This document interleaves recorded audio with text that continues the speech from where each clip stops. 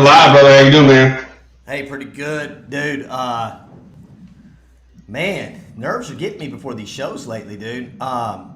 This is Christmas for us. There is. It is Christmas. It's definitely Christmas, man. It's early Christmas. It's like early signing day one is now really considered, I would consider, National Signing Day altogether because most of your guys are going to commit and they're going to sign on that day, and you're going to have some lingers further on down into February. Man, there was a lot of questions on message boards, on Twitter over the last couple of months about this coaching staff being able to recruit. Man, I don't think there's a question.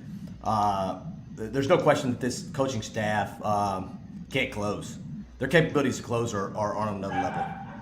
We just talked about their ability to work from coast to coast, and at least no stone unturned most times. You know, they were going out to the West Coast to get kids like Malik Ogbo. They were going to Alabama and get kids like Justice Finkley, Mississippi, and Aaron Bryant, like going to SEC country, you know, down in Louisiana to get Jamon Tapp. Like, I was appreciative of how they scoured, and Steve Sarkisian kind of talked about this and credited his recruiting department today, is we gave them a playbook of what we wanted at each position, and they delivered these guys to us, and it was our job to close it. And like you said, they did. You know, 26 signs, letter of intent, 14 of those in the trenches, just a solid day for the University of Texas. Glenn, we can't hear you, brother. No. So I guess I'll jump on the first topic of discussion while Clint fixes his mic. Is development. Is now that you got these guys in the trenches and they understood that they needed to develop that side of the football or those areas of the football team, and you got 7 on offense and 7 on defense. The important thing for Bo Davis and Kyle Flood to do is develop these guys. When you're talking about a guy like Kelvin Banks, who could be day one starter at left tackle, then you have to develop him to be just that. When you talk about Neto and other football players that they brought on the campus, then you have to continue to develop that talent. This is the number 4 ranked team in the country, according to most services. Number 5 by, especially if you include Quinn Ewers in the 2022 class, it's the number 4 ranked team, you know, by most services. But you got to develop talent now. It's on the 40 acres. Nope. But maybe it's me. Hang on just a second.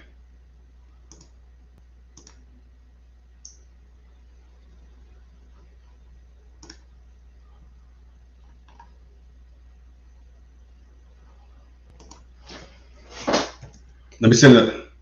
Make sure they can't hear you.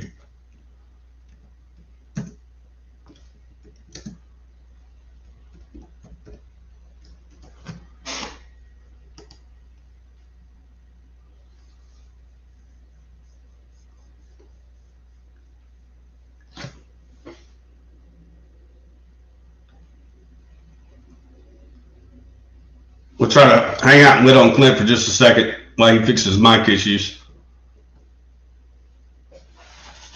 Try to iron these things out before the show. Nope.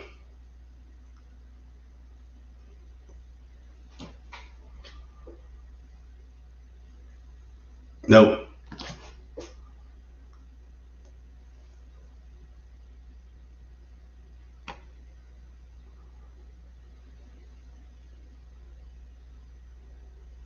What's going on? There you go. You're good now. Don't touch nothing. You don't touch nothing. Okay, damn, man, this is crazy. Goodness, It's all the StarCraft Dark, man. Let me help you out real quick. Like it's cool sometimes when the color guy goes away. Like Lord knows that we've had problems with my stuff.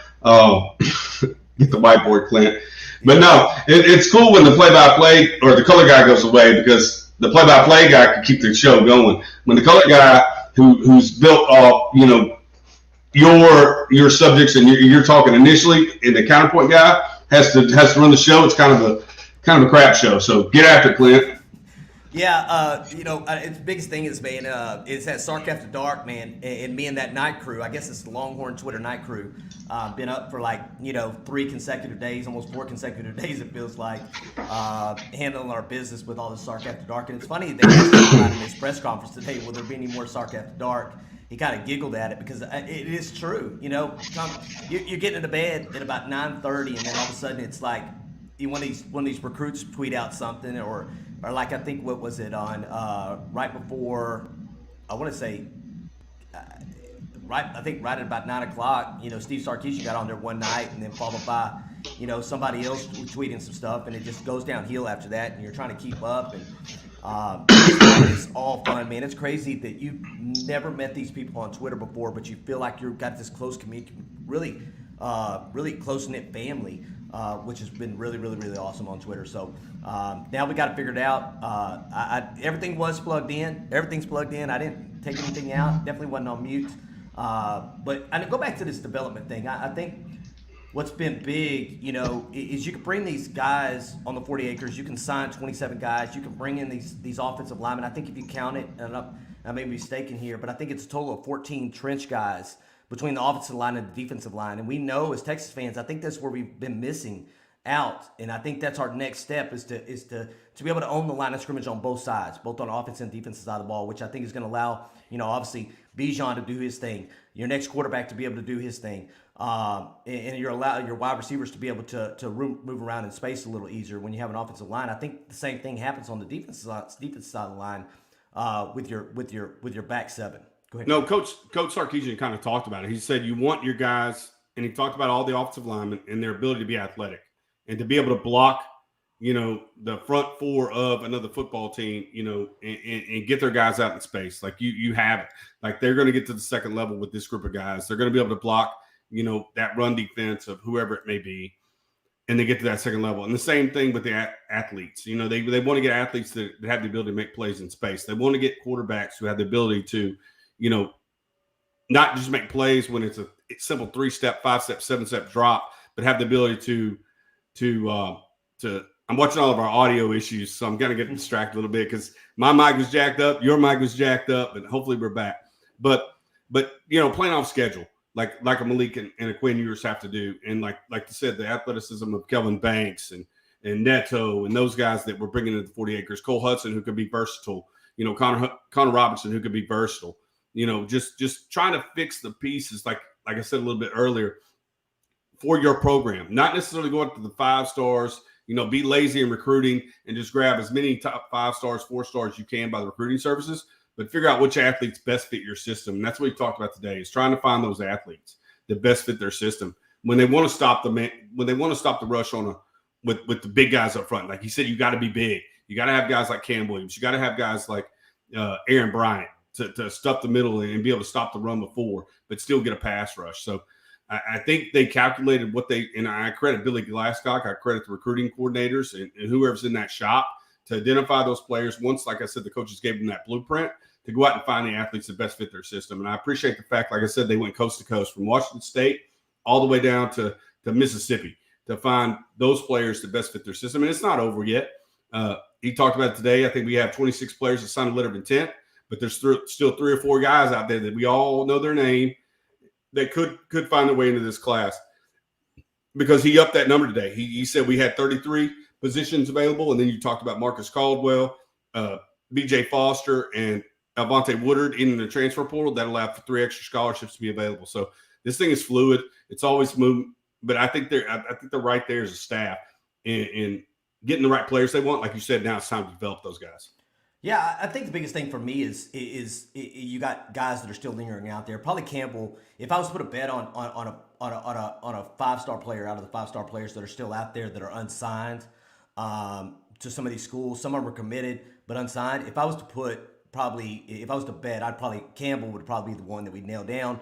Harrison and Evan Stewart are the other 2 names that are out there that you have a potential of getting in your class. Right now, Evan Stewart's committed to Texas A&M, but it sounds like he's gone silent, to everyone, to include Texas A&M, which is, I think that's kind of the way he's going to play his cards. And he'll make an announcement kind of after everybody else has made an announcement. But going back to this class, man, it comes down to development, because how many times have we seen top 10 classes? How many times have we seen top 3 classes?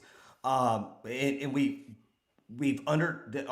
players have been underdeveloped year after year after year. And you can sign all the players you want to, but if you're not developing them to be the best that they can be, then it's all for naught, man. So it all comes down to, you signed a hell of a class, but development is going to be the number one piece behind all of this. And that's where I kind of go back to what Sark said, and this is where Sark like this is now that first class, like we talk about over and over again. The only recruit he truly brought in that was high school age, that wasn't a transfer, was Xavier Worthy. This is his first 26 guys, right? So now he talked about in his introductory press conference, we have to be the best developmental staff in the country. And he lost a great coach today.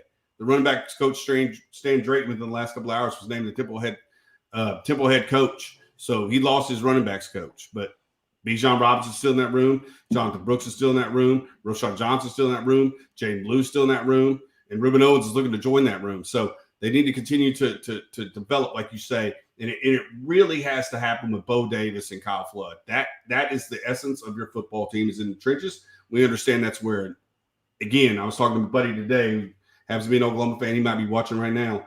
But I'm like, if you look at our quarterback room, we got a returning starter who's a veteran in Casey Thompson. You have the number one quarterback in the, we'll call him, I'll say the 2022 class, because this is his true class. Steve Sarkisian said 21, and another high 4-star, which could have been a 5-star with any kind of junior season. What a state championship. Running back room, I already chronicled that. You go out the wide receivers, you got a guy like Xavier Worthy, you got Jordan Whittington, you got Troy Amir that we've never seen. You're adding guys to this class like Brennan Thompson. I think we're good at the skill positions. Where we need to really, really work is in that front seven of the defense and in the offensive line.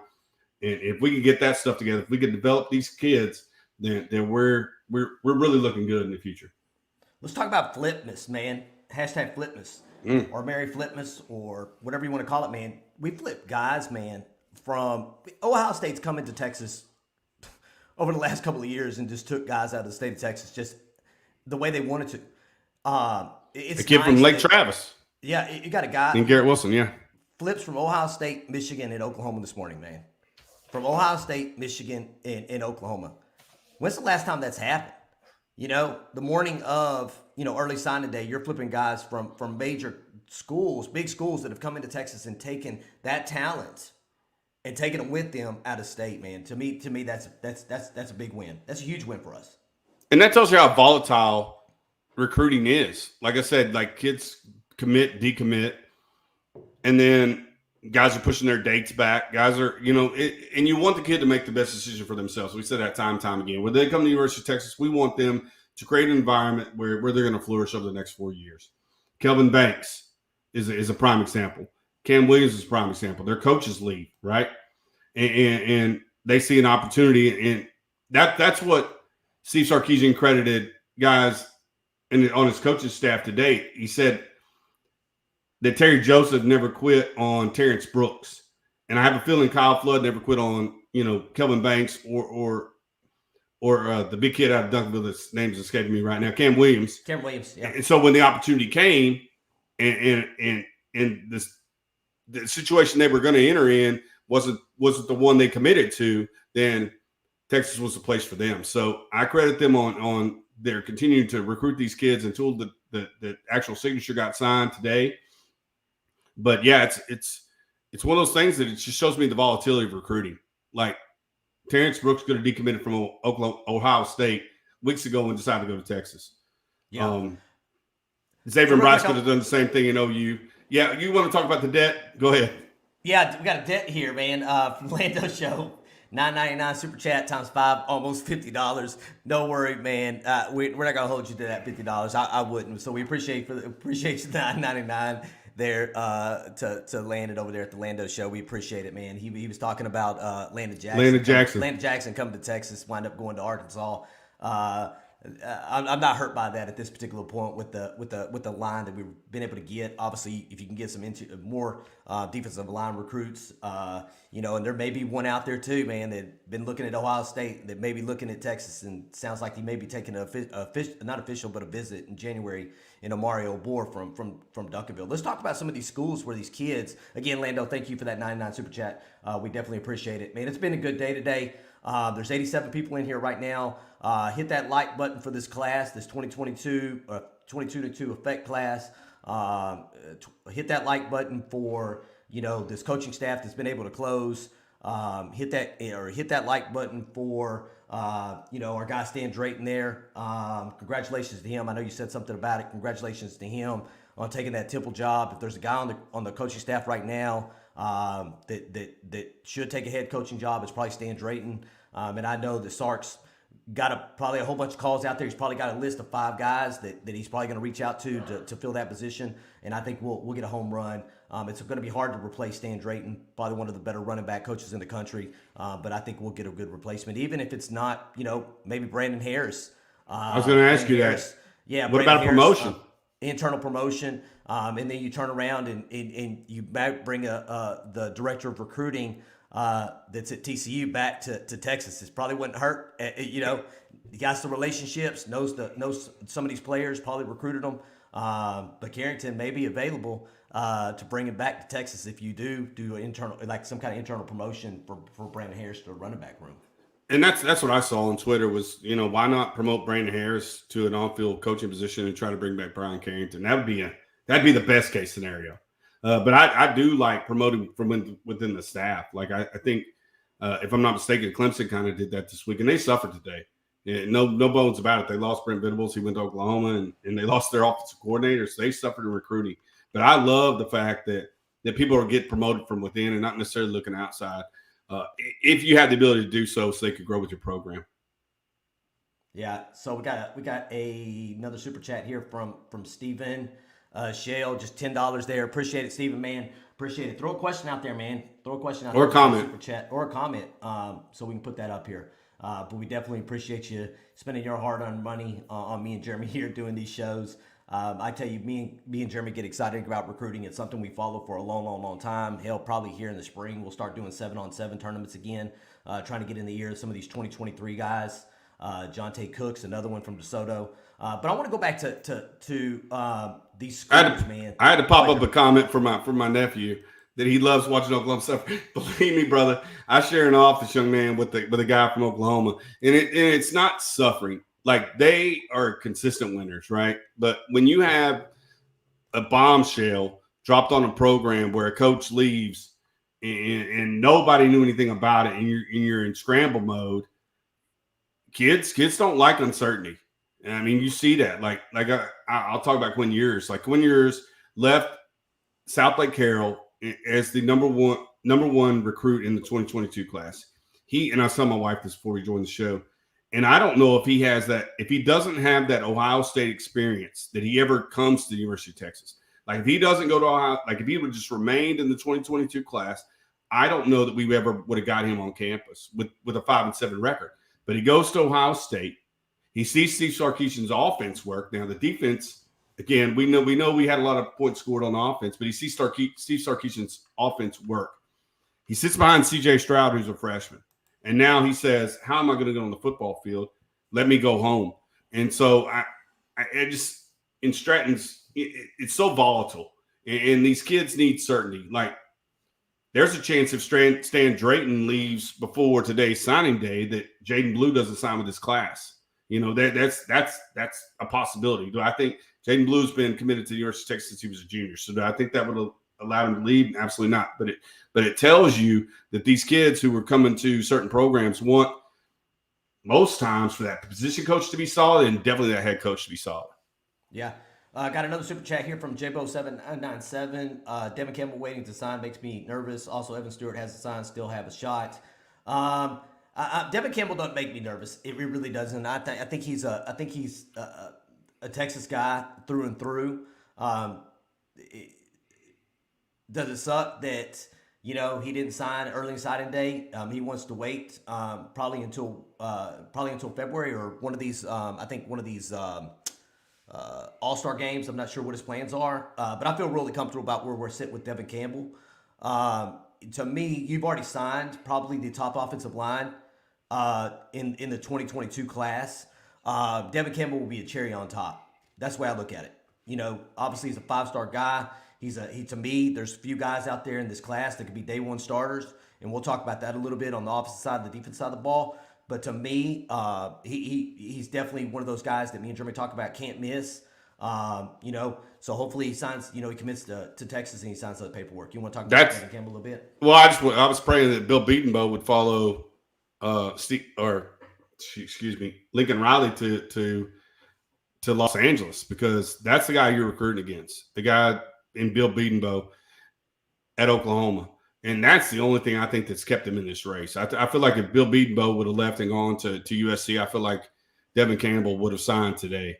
But again, he was always an all-star game commitment. He was always going to commit during the All-American Bowl that he was selected to play in.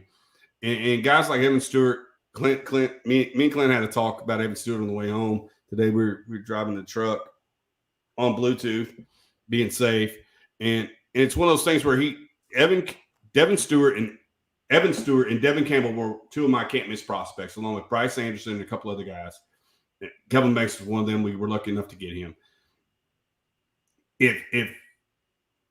And you see rumors, and I'm not one to jump on the A&M site, and I'm jumping around real quick. I'm not one to jump on other people's sites, but they're A&M saying that Denver Harris gave a silent commitment to Texas, that he's already signed paperwork, and it's just the state championship game that's keeping him from announcing it because he doesn't want the distraction. So, like I said, this thing is volatile. If you go to one message board, they're in on him. If you go to another message board, they're out on him. But Evan Stewart would be, if you pair Evan Stewart with Xavier Worthy and Brennan Thompson, and you have the height and size of Troy O'Meara at full strength, and you have Jordan Whittington in the slot, you have, and again, burn orange glasses come on when you think about these guys' capabilities if they were at full strength and be able to be on the field at the same time with B. John Robinson and whoever the quarterback is. And Jatavian Sanders, like somebody drew up today, you got a 5-star in Banks, you got a 5-star in Jatavian Sanders, 5-star in Quinn Ewers, 5-star in B. John Robinson. Just the capabilities of this football team, if they could all get on the football field at the same time, and Devin Campbell would definitely add to that. He's my can't miss number one recruit since this 22 class was formed, and I started watching tape. Yeah, Xavier Worthy playing like a 5-star. It's All-American, freshman All-American. So yeah, it's happening. It's happening. But again, it's putting it all together, both on the offense and defense side of the ball. Evan Stewart, to me, I told Jeremy, it almost gets to a point where you kind of turn it off. You know what I'm saying? It's make that decision because I can only hold on for so long. If you're going to pick Texas A&M, you're going to sign with Texas A&M. Sign the paperwork. This going silent thing, I don't know what it means. Definitely not going to turn down a top five player in the country in wide receiver right now. But at the same time, I get to a point where enough is enough is enough. Sign, don't sign. I think currently where we're at right now, I'm happy with it. Wide receiver is probably one of the misses of this class so far. We'll kind of see how it plays out. But this is probably the most well-rounded, recruiting class that I've seen since I've followed recruiting, and that's been for a long, long time. From a defensive standpoint, offensive standpoint, I think it's probably the most well-rounded. Let's talk about these schools, man. State championships coming up. Playoffs. Teams, man, where these players are coming from. You're talking about, obviously, if you add Quinn Ewers to it, you're talking about South Lake Carroll, North Shore. Getting into North Shore with Christopher Ross and maybe have an opportunity to go in there and get Harris. Allen, when's the last time that Texas got somebody from Allen High School? I can't remember. Never. Right? Yeah. Maybe never. You know what I'm saying? You got another one from Not a Duncanville. productive player. Not a productive player. Duncanville, I think Quentin Jackson was probably the last guy we got from Duncanville, right? 100%. Transferred to Utah. And then obviously Westlake in getting Burke, Connor Robertson. So opening these pipelines to these schools to consistently breed championships and breed championship football players is another one of those keys to this recruiting class as well, away from who you recruited. I think what he's been able to do with these high school football coaches, he talked a little bit about it in his press conference, I think goes back to the relationships that Chris Gilbert's, being the Lancaster High School football coach, being your high school relations guy, played a pivotal part in landing some of these guys that we usually don't land football players from. I love the fact that they're coming, like you said, from proven winning programs. I love the fact that they're coming from areas that continuously, like churn out talent. What I thought was really cool was if you go back and watch our Connor Robertson interview that we did probably in September, October timeframe, we asked him, which kids on your football team are under recruited? And the first name that came out of his mouth was the young man that they got today, Ethan Burke. He said he's 6'7". If you go back and watch that interview, Ethan Burke is the guy that I line up against every day. He's a lacrosse player, but he's huge, 6'7", 225 pounds, and has a ton of athletic ability. So it's really, really cool to see, like Clint said, see flips from Ohio State. Ethan Burke was a commit to Michigan, a commit like Xavier and Bryce from Oklahoma to flip to Texas. But I think that's one of those guys who if a guy like Connor Robertson is telling you that he's competitive and he's working hard and he has a 6'7" frame, and you put right now it's 225, you find him at 250. I mean, Michigan knows what a defensive end is supposed to look like. Hell, they sent one to the Heisman Trophy, ceremony this year, and they recruited this kid. He was scheduled to sign with them today. If you could put, I'm not saying Ethan Burke is Hayden Hutchinson. What I'm saying is that coaching staff knows what they're looking at defensive end. Connor Robertson told you the same thing. If you put a little bit of weight on this kid, what could his potential be? And I want to go back to wide receiver. You talked about miss, but when listening to Steve Sarkisian tonight, he talked about Xavier Bryce as an athlete and possibly being a receiver because he's played all over the field at Arlington Seguin. He talked about the same thing about Xavier Red, that they were all over the field, played, at both of them played a little bit of wildcat quarterback at Grand Prairie and Arlington Seguin. So these guys are athletes. So I'm not sure. Yeah, we missed on Winfield. Evan Stewart's not in this class. He's currently committed to A&M. But I don't think right now, but like I said, with the lack of rotations that he likes to leave at receiver, if the guys that we're talking about are healthy next year, I think we'll be okay as we go into the 23 cycle, because you're talking about guys like Jalen Hale. You're talking about guys like Jonte Cook. That 23 wide receiver class is loaded. So I'm not necessarily, down on this. I felt like the position of needs were where we addressed them was offensive and defensive line. And if you had to, kind of massage an area, and that's not saying there's, like you said, there's 36 positions probably, or roster spots open. There's 26 that signed today. That's 10 available roster spots. So nothing saying they're not going to go out to the transfer portal and grab wide receivers, but I'm cool with the kids we got. Yeah, I think if you don't get one, and then there's a couple of guys that are still out there that are unsigned, uncommitted. I think Shaz Preston wound up going to Alabama. I think he went to Alabama. I think there's a guy there, and it's just lost his name. That's I think a couple of coaches. I think coaching staffs are out there trying to get him to play defense. Doesn't want to play defense, and I really wish I could remember his name right now, but I can't. But I think Texas is trying to get him as an offensive guy, wide receiver. So there's some still opportunities out there, but if they don't grab somebody, probably gonna have to go look at what's in the portal. If I'm Quinn Ewers, I'm on the phone with whatever wide receiver I can get on the phone with to try to, say it wouldn't surprise me that if Quinn Ewers hadn't had conversations with Evan Stewart about joining him in Texas. Bottom line, I was gonna talk about Savion Red, but we'll talk about him a little bit right now. Yeah, so I would really love to see Savion Red at receiver. This is David Williams, always, bright, throws out great comments. He reminds me of Quan Cosby with a little bit more explosiveness. His physique as a receiver also reminds me of Antoine Goodley. He kind of reminded me of Devin Duvernay when I watched his tape today. Like strong at the Devin Duvernay was 5'10", 5'11", coming out of Saxe. I don't think he was as big. He might have been 205, but able to break away from tackles, and when he gets in open space, just pure speed. He reminds me a lot of Dev Duvernay. He's a guy. I told Jeremy the other night. I think it was last night. I called Jeremy, man. I was like, dude, check out Savion Red's huddle film, but don't watch the first 15 seconds of it because it's against our alma mater, DeSoto. He drug half the team down the field. To me, he's a wide receiver in a running back's body. And if you get him in space, he's strong. You can't tackle him one-on-one. So to me, he's a wide receiver screen guy because you can't get him down one-on-one because of his build. He's short, stature. Got strength in his legs. But if you put him in space, you can't. It's like trying to tackle some. You can put him in a box and still can't tackle him. Definitely excited about Savion Red. He's definitely going to me, he's a slot guy.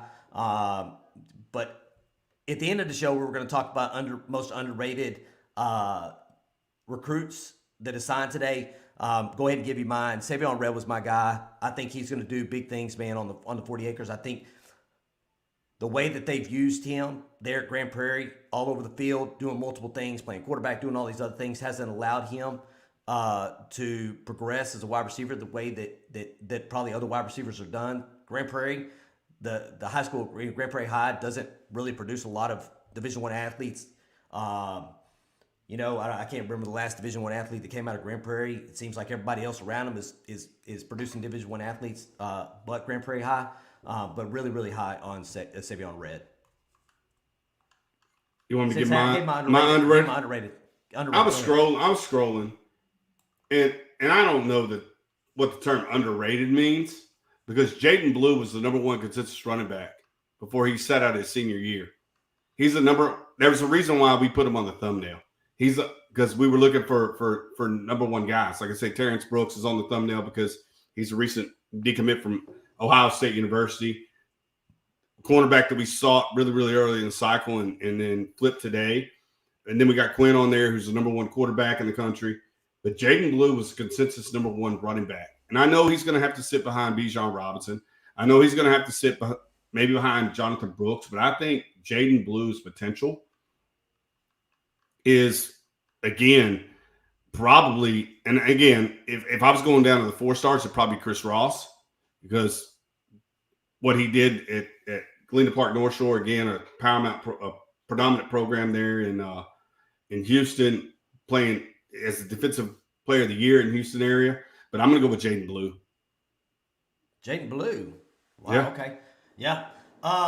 Ethan Burke's another one, man, from Michigan, that Michigan flip. Yeah, and had an opportunity to go watch his huddle film. There was a lot of guys talking on the message board. Why are we taking a three-star commit this late in the game? There must be some disaster that's happening. I don't think there was a disaster happening.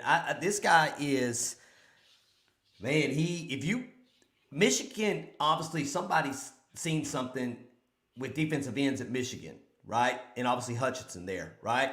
And whoever seen Hutchinson thought the same thing about Burke there at Westlake. You got to go watch his huddle film. He is fast. He's twitchy. He's long. I think they said he's been playing football for 2 years. I think lacrosse is like his number one thing. I think he's just as good at lacrosse as he is football. But thank goodness we don't have a lacrosse program. You don't have to worry about doing that in the off season. He can worry about just playing. He can worry about playing football at the University of Texas, because I think he is definitely one of those guys that's going to be able to make an impact here in a couple of years. I think development is going to be big for him. Getting in the weight room, getting bigger. Obviously, 6'6", 6'5", whatever he is in 215. Definitely going to have to get bigger if he's going to play defensive end at the Division I level. But he definitely has a friend put on 30 pounds pretty easy. And again, David, I picked the easy answer. Again, I feel like that, like I said, Jaden Blue was probably the best running back in the country coming into the season. I think it's ridiculous that the rankings dropped him so much as well. That's why I took the easy answer and picking him as my guy. That's kind of not is very underranked. Underranked. Yeah, underranked. Yeah, absolutely.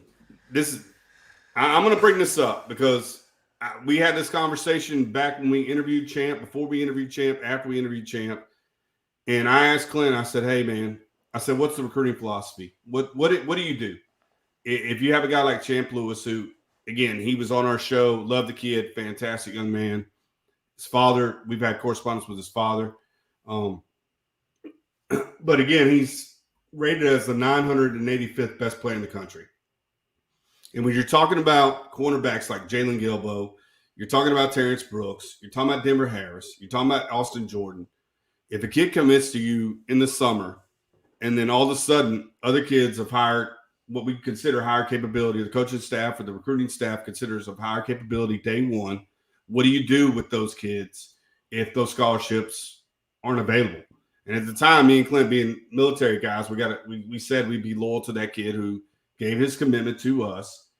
But again, my job's on the line. I'm not making the kind of money that Steve Sarkisian is. I'm not having to answer the questions on Monday that Steve Sarkisian is. So like you, I'm very sad about Champ Lewis and the fact that they asked him the blue shirt, but at the same time, understand that college football is becoming more like pro football, and this is a business. Like we've said it over and over again, that the recruiting cycle is almost like the draft, and the transfer portal is almost like free agency, and you got to put the best 85 guys on the field. And if they felt like that was the answer, then I guess they had to have that hard discussion with that kid, just like they do with kids coming out of with those exit interviews that, hey, you're probably not going to find the field next year. So if you want to go transfer, you're going to have to go find somewhere else to play. Yeah, we're not obviously flies on the wall and don't hear these conversations. But, yeah, obviously it's going to be a hard conversation to call this kid a day before you're expected some paperwork to be able to sign your national letter of intent to go to this school. Our conversation with Champ, man, that interview with Champ was really, really, really good. Talking to him about some players that they're in the boot, and we'll kind of see where it goes, man. I don't think he's committed to another school.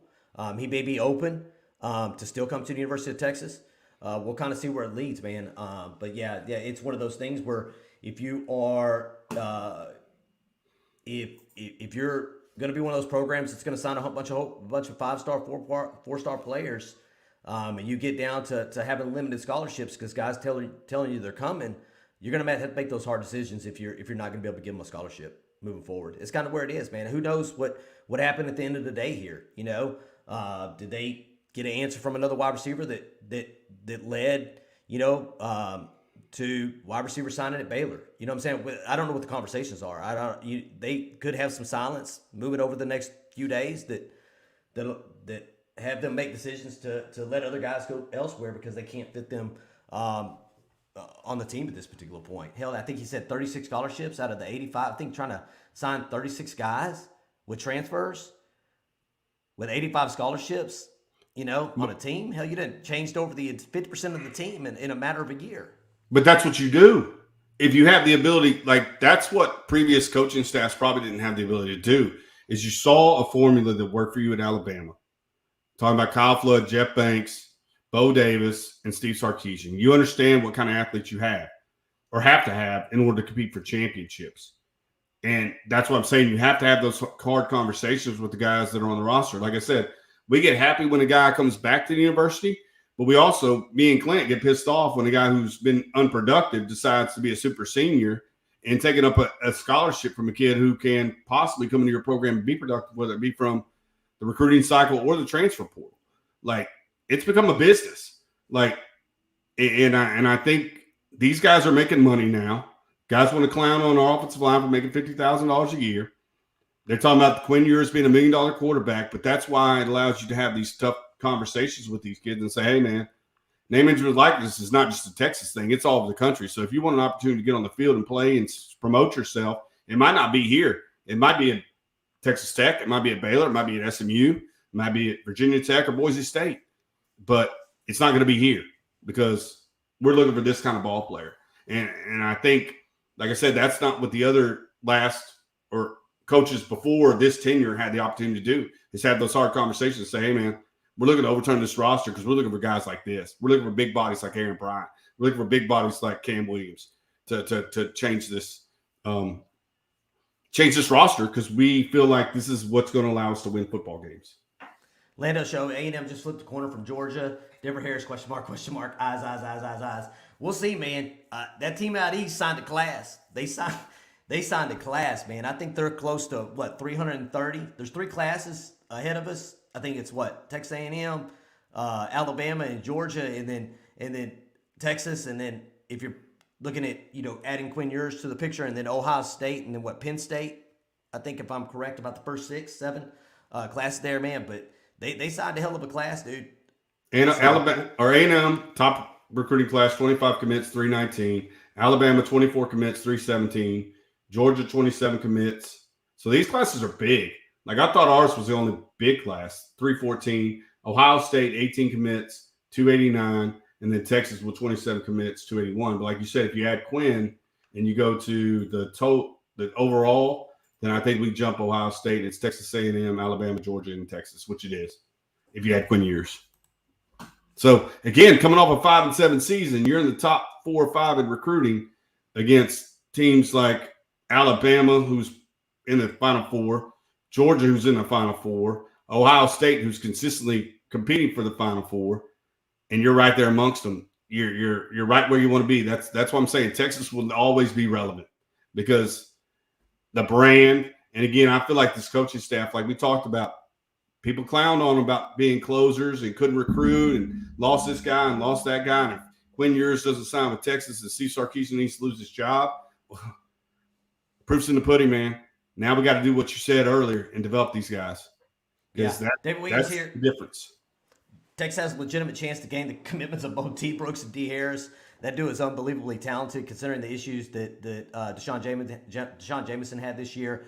They could be starting in 22. I have no doubt if you got these two guys there, and I know Jeremy talked about Denver Harris on our last show on Saturday night, watching him against Lake Travis and Caleb Burton, walking him all over the field.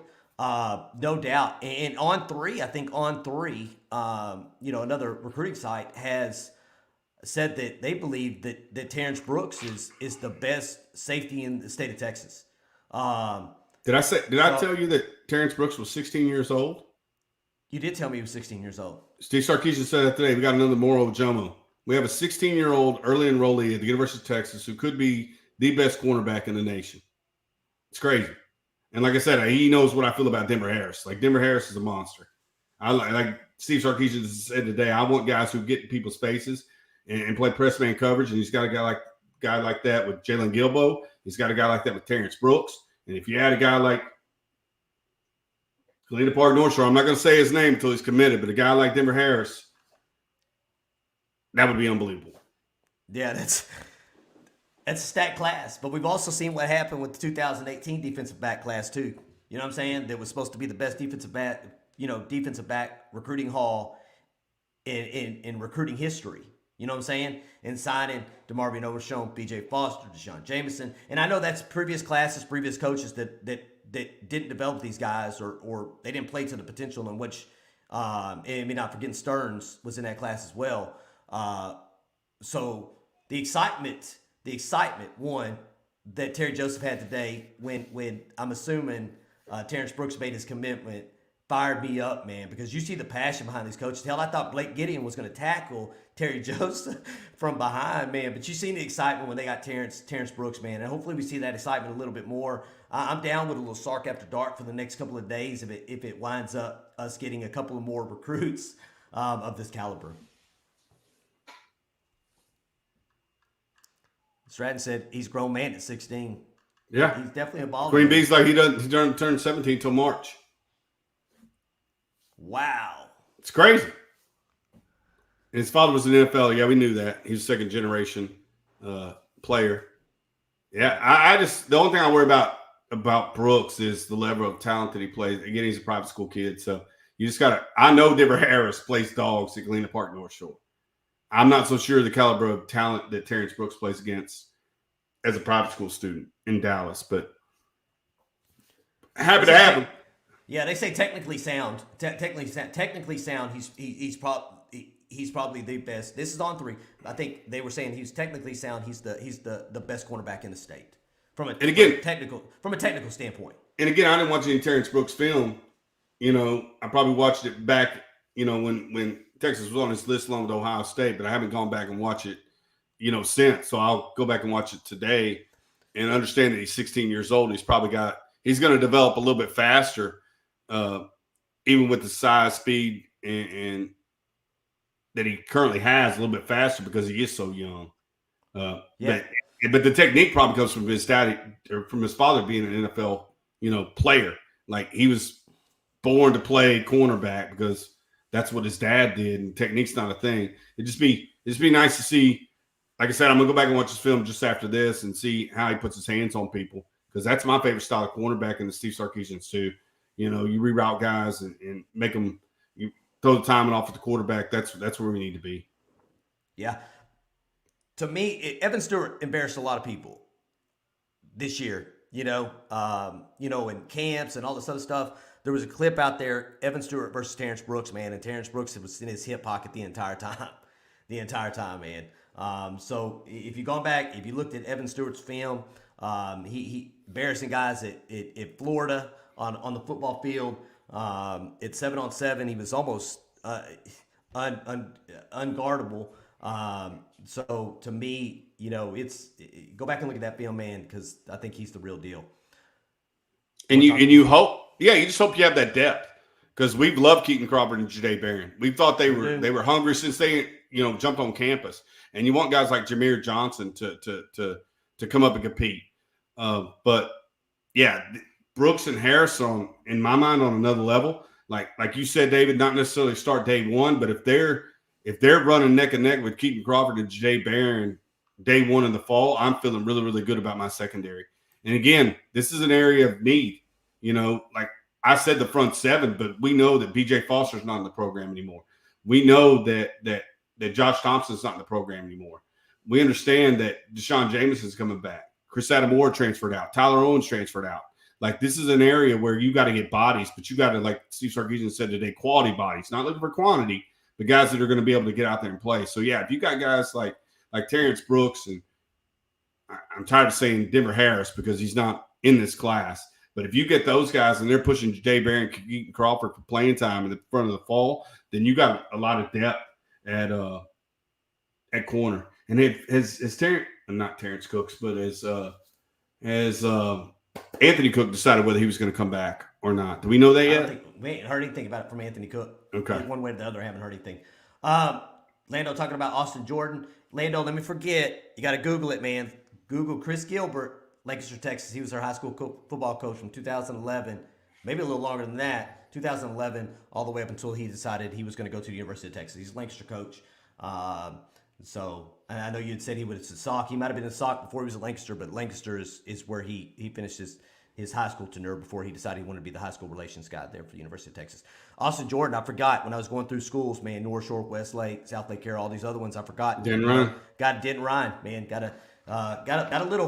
a little tunnel forming from Denton Ryan to Texas, which is a good thing because you got a Denton Ryan guy coming up in the 2023 class. Anthony Hill. Anthony Hill that we'd love to have. So that got this little portal from Denton Ryan to Texas. Jatavian Sanders last year, Austin Jordan this year. Austin Jordan's the real deal too, man. You go back and you watch him. Again, I think what Steve Sarkisian was getting to in his press conference is that you go out there and get these long, athletic defensive backs, and you fit them where they fit best in the puzzle on the defensive side of the ball. You probably got, cornerbacks and that are specifically cornerbacks. But if you go back and look at Gilbo and you look at Austin Jordan and you look at B.J. Allen and you look at all these other, high caliber defensive backs, you move them around. And I think that's what they're looking for. They're looking for guys that, like you said, press man coverage. Can I get a nickel cornerback, a nickel that I can put in press man coverage, not have to be worried about it being beat by a slot receiver? Hell, to me, that's Jalen Gilbo because he's not afraid to press the guy. And a lot of that's driven by they're the best athlete on the defensive backfield for their specific team. So if a specific team comes to town and their best guy is their outside receiver, you're going to find that Jalen Gilbo or B.J. Allen, regardless of position, in that starting 11 is probably going to take them, whether it be a slot receiver, whether it be a tight end. Like, they're going to move around the football field in order to stop whoever's they're playing against best weapon. Can that translate to college? Can they take that ability and translate to college? Can they play free? Can they play boundary? Can they play slot corner? But that's what you're looking for, is those guys that have that versatility and that potential to do all those things. I watched bits and pieces of the Longhorn, the Longhorn Network recruiting piece today, and they were talking about Jalen Gilbo, man, and I can tell you they were head over heels over him, man. He talking about this dude's a dog. He wears that long towel, that old school long towel, Yeah. That you looked at the old Miami in the 80s. Miami, where they had the long towels and then they would hike their shirts up, showing. We've always talked about the Golden Triangle being a little bit different, right? They're dogs. Like they're a little bit hungrier than everybody else, that means Texas. They were talking about that. Wide receivers don't want to be on the line against that dude because he's going to put his hands on you. Sarkisian said every time they called him, he was either in the gym or leaving the gym. Like, he's constantly working on his craft. And again, Lando 7448. We know you're a TCU guy, and Jalen Gilbo's gone back and forth on where he wanted to go to school. Decommitted from Texas, came back to Texas, but ultimately he signed the national letter of intent with the University of Texas today.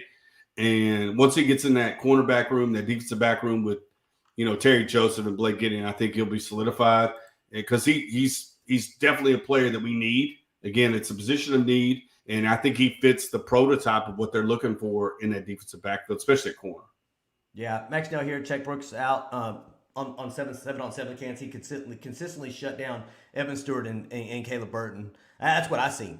I was going through looking at film At lunchtime today, looking at Terrence Brooks, because again, guy's been with Ohio State for so long. You kind of look at this. We won't look at his film for a while. Let's look at some other guys' film, and then you go back and look at these things, man. And he's a dog, man. He's definitely a dog.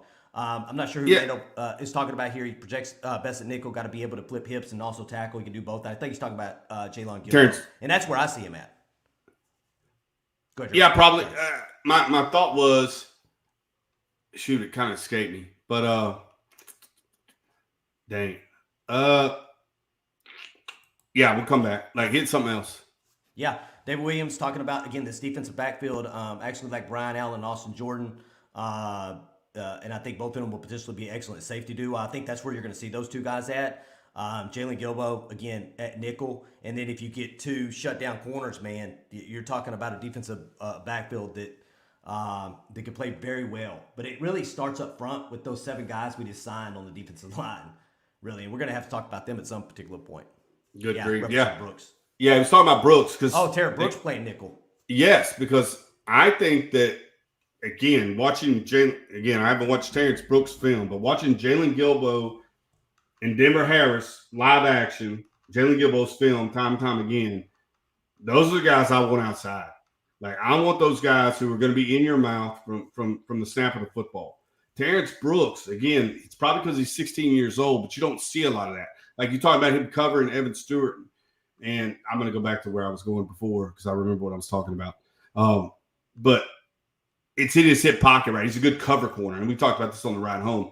I'm not so sure he has that, like, press man that you want just yet. So, in my mind, your boundary corners are just like David Williams said. My safeties are in this class are probably Austin Jordan, Brian Allen. My outside corners are Jalen Gilbo, Denver Harris, and then my slot is Terrence Brooks. That's the way I would play it initially. And again, a guy like Xavier Bryce, like, what are you going to do with him? Is he an athlete? I think he's going to play receiver. Like, watching his offense tapes, but I've been wrong before with projecting offense, defense. Again, I thought Jatavian Sanders would play best on defense when he came to the campus, and he may find his way back there. But my thought was Caleb Burton. Like, guys are on here talking about Caleb Burton peaked, and Caleb Burton did this, and Denver Harris shutting down Caleb Burton really wasn't a thing. That's not what the recruiting services say. Caleb Burton's a good football player who plays at a Paramount program in Lake Travis. Like, he is their guy, So in my mind, regardless of projecting too early or peaking too early or what kind of football player he is, what I know on tape is that Denver Harris followed him from one sideline to the next in multiple different facets, played him in multiple different coverages, and he did absolutely nothing. So he's a guy that hope and pray that A&M crystal ball is incorrect and we can get him on the 40-yard bench. All right, let's move on to defense from secondary to defensive line. I think that's next topic. We love defense, though. Yeah, so we're going to talk about defensive line. So let's talk about defensive line. So I said 7. He said 8.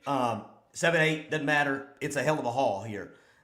If you were to pick one guy off that defensive line that could potentially get a lot of playing time next year, who do you see, man? Longhorn Network guys said talk about Bryant, man. They say Bryant is probably the college ready body, the guy that has the potential to play a lot of snaps next year. I was going to say Aaron Bryant because he's a trash can full of dirt, and they need to stop the run. And if they want guys to demand a double team, it's going to be a guy like Aaron Bryant. But I want a guy like Justice Finkley. Like, I want a guy who can be versatile, move inside and outside. Like, I can play him at the 3 tech and be a quick 3.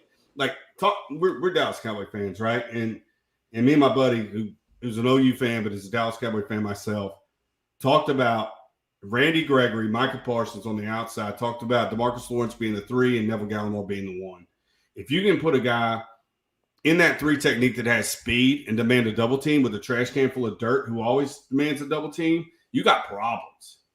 And so I would love to see a guy who's as versatile as Justice Finkley and is, again, a guy who is versatile and has that potential to move and slide all over the place. Again, he's going to compete with a guy like Keandre Coburn who's coming back. He's going to be competing with Devondre Sweat. He's going to be competing with Byron Murphy. But I would love to see a guy like that project out and be that guy. They like your Lando show. He likes your trash can full of dirt, and then he comes back. He's athletic trash can full of bag of dirt. Absolutely, I'm with you, man. I think Justice Finkley to me, size, ability to be able to move around, to me is probably going to be that guy, that edge guy. They can set the edge, but at the same time is athletic enough to be able to move around defensive linemen to get to the quarterback. Because what do we miss? I think Tap's that same kind of guy. Yeah, I think Tap's 245. Like he could be that same type of guy. Your edge rushers are Brown, like Brown and the kid out of Zach Swanson. Those are your edge rushers, right? And then Chris Ross, like I said, he's been dominant in Houston. So probably the most impactful guy off the jump is probably going to be Christopher Ross. Who I would like to see jump up and make that play would be Justice Finkley. Yeah. But who has the most capabilities? Probably Aaron Bryant. Yeah, so David Williams talking about the same thing. And I think Christopher Ross is if you're looking at recruiting rankings, I think Christopher Ross, if you look at one recruiting ranking, two recruiting rankings, I think they currently have him in the top 50. And then other recruiting rankings have him like way further down. I think he's underranked as a football player. He is a And if we go back to watch our Christopher Ross commitment corner, when Texas was looking at him, he had 0 stars. He was not a 3-star by any publication. They sign him or get his commitment, he goes crazy his senior year. So again, if he can make that jump from junior to senior and then senior to college freshman, which is very, very difficult, especially in the interior, the sky's the limit. Like I said, the guy who's on that upper trajectory to do that is Chris Ross. The guy who probably has the easiest path to do it is Aaron Bryant. And the guy I'd love to see jump off on tape and do his thing is Justice Finkley. So we're going to see something this weekend, man. We already seen it last week. Chris Ross versus Atakasita. We seen that last week. Have an opportunity to watch Chris Ross. I don't know how much one-on-one they're going to have against Cam Williams this weekend, man. In the Division I, right? Division I 6A state championship this weekend. Yep.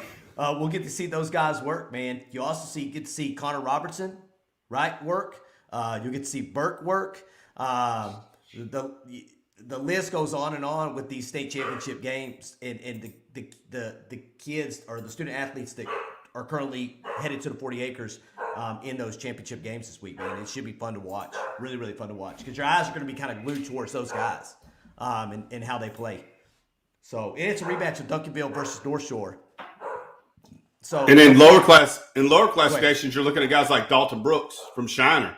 Like if you want to go down to 2A, the guy who's in the 2023 class who's a stud, and his brother Doug Brooks, who's a massive fullback / defensive tackle. That's going to be a fun game to watch. So yeah, I'm excited about. It starts tomorrow. I thought it starts tonight. It may start tonight, but the lower classifications start early this week, and then you gradually move to 3A, 4A, 5A, 6A as the week goes on. I swear the Mavericks are playing on Fox Sports or Bally Sports now, so I'm not so sure they started tonight because they play every game. But you may be right, I may be wrong. Yeah, but I thought it started on Thursday. We'll have to look at it. Y'all let us know. But I got to swear, I seen somebody say something about watching the Brooks brothers play tonight. Okay, maybe the case. So we'll see. All right, defensive line. Let's finish it out. Offensive line. Probably the best offensive line overall without Campbell in the last decade plus. Easy. I mean, when you got Jake May, so the last time I remember 3-4 stars plus getting, and I may be wrong, was Jake Majors, Logan Parr, and Jalen Garth. Like I was really excited about that class because I felt like they were very highly rated offensive linemen coming in. And then again, we talked about Tyler Johnson. Like folks were talking about the last 5-star that Texas got or the highest ranked, offensive line recruit. You got guys like Tyler Johnson who are I'm not sure what's happening with him on the 40 acres right now, but this class is definitely the highest. It's got 7 guys. And the juggernaut of all that you think is coming still isn't signed. So, and you got tackle bodies like Kelvin Banks, Malik Ogbo, and Cam Williams, and you got your interior nasty dudes like Cole Hudson and Connor Robertson. Like, you have it covered. You know, if Kyle Flood can do his thing, these guys are going to be. I don't want to put on Burns Orange class, but they have the potential to be great. Yeah, absolutely. You signed, to me, with Quinn Ewers and Kelvin Banks. You signed what NFL teams are looking for in a quarterback and offensive tackle. You call them franchise. Yeah, you call them franchise quarterbacks. Yeah. Yeah, franchise players. And Quinn Ewers and Kelvin Banks, man. That's what every team is looking for. You got to have the guy that's going to protect the blind side of your franchise quarterback that comes in, and you did that today. That's where the first two this morning. If you were on Twitter as early as everybody else was, you seen it. Quinn Ewers was the first one that came up. Welcome to Texas football. The second one was up was Kelvin Banks, man. Bright and early this morning. Those were the first two that went through. But this offensive line, man, like I said, get the guy out of Allen and Nito. A little scary. I think, what was it, Tuesday night? Was it last night? Took all of his stuff off of Twitter. Everybody started having a panic attack, but then, you know, he was kind of, I guess, getting cold feet, but then, you know, probably had a conversation with Kyle Flood and his parents, and he wound up, committing to us and signing today. The list goes on. Ogbo from the West Coast, up there in the Pacific Northwest. Connor Robinson, a guy that's right there in Austin. Cole Hudson from the Dallas area. So he nailed it, man. Kyle Flood nailed it, dude. He nailed it. He might not be the offense coordinator making offense coordinator money, but he definitely earned his paycheck in this recruiting cycle with that offensive line that he was able to get. And I think a lot of that has to, obviously, with I think Jeff Banks probably had a role in that. Chris Gilbert had a role in grabbing these guys. So I don't want to say it's all Kyle Flood, but if you're going to, and we'll see if they get offensive linemen out of the transfer portal. They may go out there and still get another offensive lineman out of the transfer portal that has a little bit of experience. I know that guy out of Minnesota, I think he's still out there as well. So that may be something they try to get to. You don't want to have to depend on a whole bunch of true freshmen to start. So if they go get someone in the transfer portal that has experience, then we'll kind of go from there. Yeah, this is how you want to build your football team. Quarterback, left tackle, wide receiver, corner, and rush in. He's 100% correct. That's how you want to build your football team. But again, you got to be focused on the trenches. Like, yes, a left tackle will cover you, but if the right or the left guard through the right tackle or suspect, that ain't going to get you very far. So, yeah, are those some premier positions that you always want to have studs at? Absolutely. But you got to figure your football team. You got to find the best 85. You got to figure out what players best fit your scheme and get after it. Yeah. Two guys here. I don't know about Theo Weiss coming to Texas. Ryan Watts, transfer portal guy from Ohio State. Hell, we've been taking a few from Ohio State. Might as well get transfer and Ryan Watts there. Give us some more flexibility back there in the secondary. I think this is where the coaches start focusing now. I think, like you said, we talked about the Harrises, which he's going to commit supposedly after the state championship game. Devin Campbell's pushed his stuff back. Evan Stewart, we have no idea. Like, there's 3 or 4 guys out there that you've circled that you're still after in this 2022 class. But I think you start turning your focus towards that transfer portal. And again, you figure out how many guys you got on scholarship. You had those tough conversations. You figure out who's going to leave your team via the transfer portal, and you start building your roster and looking for those guys, whether it be a Theo Weiss at wide receiver or Ryan Watts at corner, and trying to figure out who can best work in your system and provide, again, that best 85. Yeah, I think you're able to do the transfer portal thing now. Maybe after the bowl games, you'll probably see some more guys in the transfer portal. There's a lot of people in the transfer portal. I don't know where they're all going to go. But to me, it's like you can narrowly focus in on the guys, the high school guys that you still want to get, right? And spend a lot of quality time with them.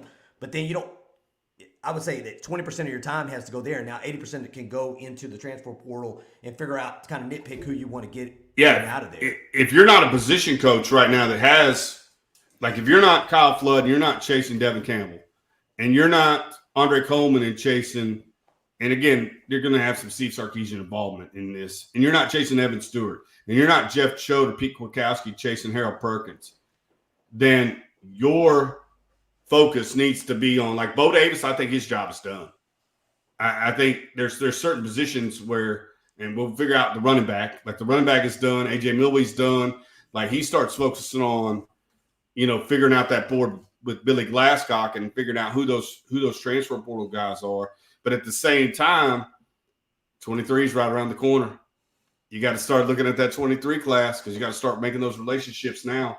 Because guys are going to commit as early as probably Christmas to the 23 class. I think we may or may not got one today, or a kid was saying he wanted to be the first in the 23 class because that class is going to start building. So it never stops for these guys. I don't want to look at Twitter. I haven't seen Queen Bee commenting on here in a while. There may be something going on in Twitter here. They said Sark After Dark's not done yet. The name that keeps coming up is another offensive lineman name that keeps coming up. Like we've talked Devin Campbell a lot. Ernest Green, the tackle out of Bellflower, California. You have to get him, man. Guys. It's crazy. 10 guys on the offensive line, man. I'm fine with it. Hey, Alabama stacked. That's the way Alabama wins championships. They stack talent on top of talent. They just got Elias Ricks. You know what I'm saying? What does Alabama need? Probably not a cornerback. What do they go out and do? They got Elias Ricks, it sounds like, from the transfer portal from LSU. So, I figured he'd go back to California to USC, but I guess that didn't wind up happening. Alabama and Nick Saban wind up getting him. So that's going to add to their total. And probably in overall, I wouldn't surprise me if they just didn't pass Texas A&M in the overall based on the transfer they just got from him, because I think he's the number 2 guy in the transfer portal right now, behind Quinn Ewers. She's just being quiet tonight. Oh. I figured you got to let us know if some Sark After Dark stuff's happening, okay? I know you're on top of it. Because that Clint's the night. Clint is definitely the night shift of this crew. Look, I'm having to drink coffee to keep up. So, all right, brother, you ready? You ready to give to them, or you want to go another thing? One last conversation. Let's talk about quarterbacks, man. Let's talk about quarterbacks, and I think Steve Sarkisian nailed it about as best as you can on the question about the quarterback room there. He looks at Quinn Ewers as a 2021 guy, which makes sense because he's a redshirt freshman, right? He's been in college for 1 year. Malik Murphy being your 2022 guy, and they asked him how do you explain this to the quarterback situation, and he explained it about as best as you can, man. I went and had a conversation with Tua in Hawaii, and then turned around and got on a plane and went to Florida to talk to Mac Jones. It was better. He said I had Jalen Hurts, who was the returning SEC Player of the Year. He said, I hopped on a plane and went to Honolulu and visited with Tua. And then I went to Florida and visited with Mac Jones. And he said, lo and behold, I got the returning SEC Player of the Year, and these 2 freshmen show up on campus. It's a great place to be. Like, folks are asking what happens to Arch Manning now that Quinn Ewers is here. Arch Manning shouldn't care, right? As long as he's going to, again, Alabama's shown this year after year, you don't have to start for 4 years to be a number 1 draft pick. And when you're a number 1 draft pick like Mac Jones, who's only played for a year, and you go to New England and are the best rookie quarterback, doesn't really mean much. Like he said, Tua's in the league, Jalen's in the league, Mac Jones is in the league. He said there's 32 quarterbacks in the NFL. 3 of them are in that room. 3 of them are in that room. And he talked about the same thing at USC. And I don't think it really mattered. Yeah, if the Arch question came up tonight with the 2 guys you just got, I can't really focus myself. I'm not going to focus on Arch right now.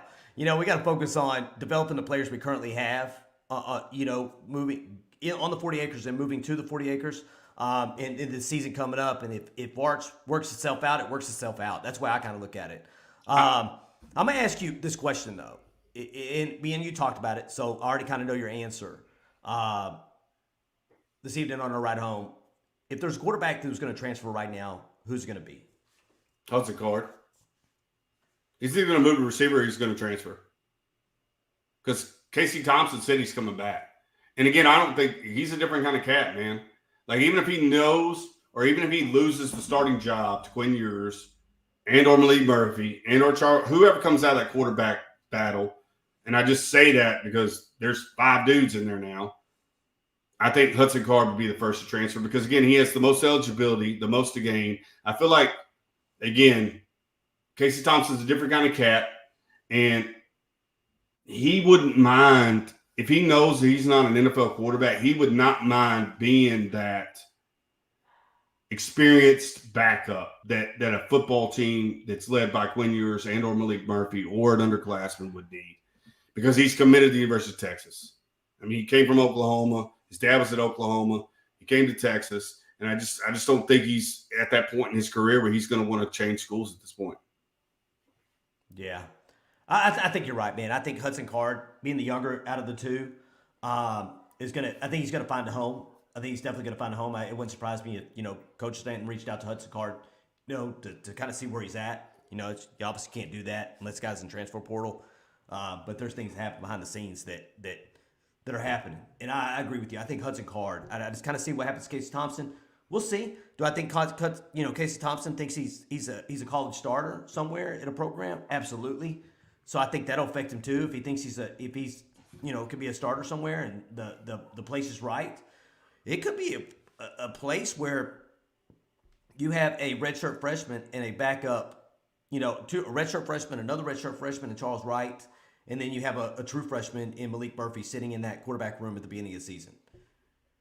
And you have to go out and try to find you a transfer portal quarterback that has some experience, that's willing to come here and go to the University of Texas, get an education, and be a backup if that's what it is. And these guys are spot on. Like, people forget how talented Hudson Card was as a receiver. As a sophomore receiver, along with Garrett Wilson, they were dynamic. So if he's not set on playing quarterback, now, Lord knows he was the number 1 or number 2 dual threat quarterback behind the young man that just won the Heisman. So quarterback potential is definitely there. But if he's not dead set on playing quarterback, and there's been guys who, like a Terrell Pryor, who played quarterback at Ohio State and played receiver in the pros. There's been many cases like that. Patrick Creighton played at DeSoto. He was a quarterback and then played receiver in the pros. It's those guys are out there. So if he's not dead set on playing quarterback, people forget how dynamic of an athlete he was and how great of a pass catcher he was as a sophomore at Lake Travis. So there's a chance he could stay on campus and play receiver, but I don't think you can have 5 or 6 guys in that quarterback room. And if he's dead set on playing quarterback, I think he's the one that goes. Okay. All right. We'll end the recruiting conversation with that tonight, man. You good with that? Yeah. I think it's been fun, dude. It's been fun. This is all Christmas. It is. Can't put the phone down because I'll be looking. As soon as I get off here, I'm going back to the boards, going back to Twitter, see what smoke's out there that's probably not going to wind up being any fire. But, there's a couple of guys, again, unsigned, uncommitted, yet to make a decision. Early signing period ends on Friday. They have to make a decision by Friday. So if they don't make a decision by Friday, they definitely can't sign. They'll have to wait for, obviously National Signing Day 2 to do that. So we'll kind of see where it finishes itself. Now, I just want to pop this up here just as a closing thought that it's a competition. Again, Malik Murphy was committed to Texas all year long. And then Quinn Ewers commits to Texas a couple of days before National Signing Day. It didn't stop Malik Murphy from coming to the University of Texas to compete. And it shouldn't stop these guys from wanting to compete either. I just think it's very, very crowded. But, yeah, you hope whoever does stay makes this kid work his butt off to gain that position. That's what everybody pushes everybody to earn their starting spot, and it's no different in the quarterback room. Yeah, I think the difference between Quinn Ewers and Malik Murphy, and we've talked about this, is that Quinn Ewers is lights. I want to say he's ahead of, because he's had one college year. One, he probably knows the speed of the game. Mm-hmm. Being at Ohio State, right? 2, he's been at a quarterback room with Ryan Day, so he's learned college schemes and those things. So I think he's going to be easily pick it up. I think Malik Murphy is my favorite recruit out of all the recruits. You got Derek Brown, Justice Feakley, who've been recruiting the hell out of these other kids for this last 4 or 5 months. But Malik Murphy, I got a soft spot for Malik Murphy. He's my guy. I know he's going to do really well as a quarterback at the University of Texas. But I think it's going to take a couple of years. In obviously cleaning up his mechanics is one thing.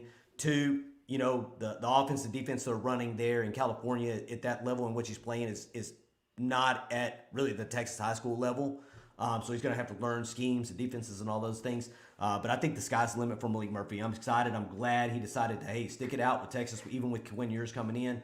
It's going to be a show in that quarterback room. And I think, like you said, iron sharpens iron, man. And somebody needs to push Quinn Ewers to be the best he can before he takes that role as QB1 at the University of Texas.